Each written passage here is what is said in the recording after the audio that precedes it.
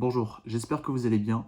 Aujourd'hui, dans cette vidéo, nous allons voir comment vous pouvez épargner et investir plus de 1000 euros par mois de manière régulière et prévisible. Cette méthode de budget est très simple à suivre au quotidien. Elle nécessite très peu de temps pour la mettre en place. Et pour faire simple, elle vous permettra d'investir de manière régulière et prévisible pour investir intelligemment votre épargne dans l'objectif de construire votre avenir financier et d'obtenir une immense clarté mentale sur votre situation financière et votre patrimoine. J'ai récemment créé un quiz qui se nomme Votre patrimoine est-il bien structuré? Avec ce quiz, vous allez pouvoir recevoir un score pour mesurer justement quelle est la pertinence de la construction de votre patrimoine actuel. Tous les liens pour accéder à ce quiz sont dans la description de cette vidéo YouTube. Alors maintenant, je vais vous présenter un peu plus en détail la méthode des 5 comptes bancaires. C'est grâce à ces 5 types de comptes que vous allez pouvoir gérer votre budget quotidien et votre épargne et vos investissements. Alors le premier compte, c'est tout simplement le compte des prélèvements. C'est-à-dire c'est un compte courant où il y a uniquement les dépenses fixes et prévisibles que vous avez chaque mois. Où se passent tous vos prélèvements, c'est tout simplement d'avoir de la clarté sur vos charges fixes. Le deuxième type de compte, c'est tout simplement un compte courant pour votre vie quotidienne. Donc pour faire très simple, ce type de compte va vous permettre de dépenser pour vos dépenses quotidiennes, que ce soit justement des courses alimentaires, le carburant pour la voiture ou des sorties au restaurant par exemple. En fait, votre fonctionnement pour la vie quotidienne se passe uniquement sur ces deux premiers comptes. Le compte de prélèvement avec toutes vos charges fixes et le compte de vie quotidienne où vous allez pouvoir justement avoir toutes vos dépenses quotidiennes pour tenir le mois. Le troisième type de compte, c'est tout simplement de l'épargne de précaution et généralement sur de l'épargne réglementée bancaire. Je m'explique. La première étape la plus importante avant de commencer à investir sur les marchés financiers, c'est tout simplement d'avoir une épargne de précaution.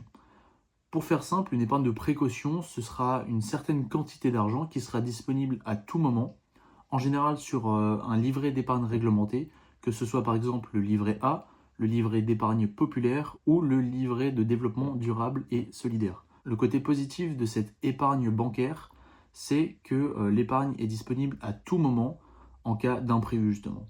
L'objectif de cette épargne de précaution, c'est tout simplement de gagner en sérénité d'esprit et en stabilité financière. Grâce à cette épargne de précaution, au moindre aléa de la vie, vous allez pouvoir justement rebondir et garder votre solidité financière. Le quatrième type de compte indispensable à avoir, c'est tout simplement un compte qui vous permet d'investir et de vous exposer aux marchés financiers. Les marchés financiers, en moyenne, apportent justement une performance plus élevée que les livrets réglementés bancaires.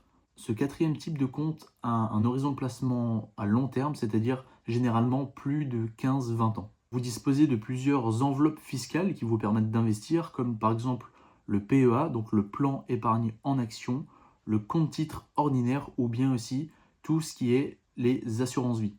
Toutes ces enveloppes, que ce soit l'assurance vie, le compte titre ou le PEA, vous permettent d'investir sur les marchés financiers et de profiter de la croissance naturelle des marchés. Et pour finir, le cinquième compte indispensable à avoir est une épargne destinée au projet.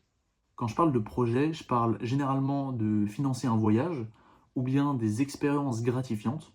Ça peut être également de l'investissement, mais plutôt à titre personnel sur vous, par exemple en achetant des livres pour vous former et apprendre de nouvelles choses. Et pour finir aussi, des dépenses qui améliorent votre quotidien. Alors pour résumer, vous avez deux comptes pour la gestion quotidienne de vos comptes bancaires. Par exemple, le compte des prélèvements avec toutes les charges fixes, le compte de vie quotidienne avec toutes les charges variables, notamment les courses. Ensuite, vous avez une épargne de précaution, donc qui est sur un livret bancaire disponible à tout moment. Ensuite, vous avez vos investissements financiers, donc en général soit sur un PEA, soit sur une assurance vie. Et pour finir, vous avez votre épargne destinée au projet et à votre investissement personnel. Alors maintenant, pour illustrer un peu mes propos, je vous propose un exemple chiffré. Donc imaginons que vous soyez une personne qui gagne à peu près 2200 euros de revenus.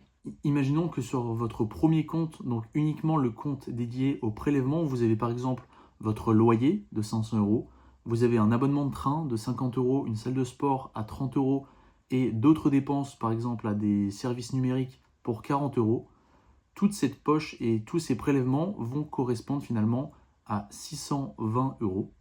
Alors imaginons que vous avez besoin de 400 euros pour vos courses alimentaires et pour vos dépenses de sortie ou de plaisir. Donc principalement, ces 400 euros seront sur le compte de vie quotidienne. Donc si vous prenez le revenu de 2200 euros par mois et que vous enlevez les prélèvements et les fonds pour la vie quotidienne, vous arrivez tout simplement à la capacité d'épargne.